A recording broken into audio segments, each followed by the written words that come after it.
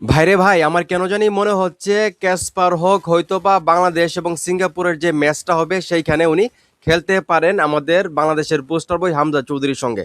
আমি এই কথাটা কেন বলতেছি, এই যে ছবিটা দেখতেছেন এটা কিন্তু বাংলাদেশের মানে বাফুফের যে অফিস সেইখানে কিন্তু, এবং বলা হচ্ছে যে বাফুফে ভবনে আজ বাফুফের সাধারণ সম্পাদক ইমরান হোসেন তুষার ও জাতীয় দলের টিম ম্যানেজার আমির খানের সঙ্গে দেখা করতে গিয়েছেন ডিফেন্ডার ইকরামুল ক্যাসপার হক। বাফুফের আমন্ত্রণে সেখানে গিয়েছিলেন তিনি।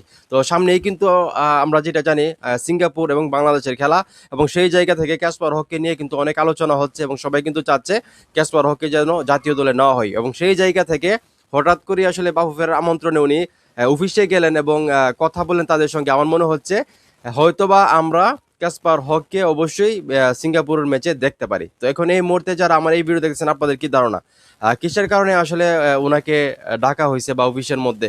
আপনাদের কি মনে হয় সেটা অবশ্যই কমেন্ট করে জানাবেন। এবং আমি যেটা চিন্তা করতেছি যে হয়তোবা বাংলাদেশ সিঙ্গাপুরের ম্যাচে ক্যাসপারও খেলতে পারেন, এটা কতটা সত্যি হতে পারে বলে আপনাদের ধারণা সেটা অবশ্যই কমেন্ট করে জানাবেন।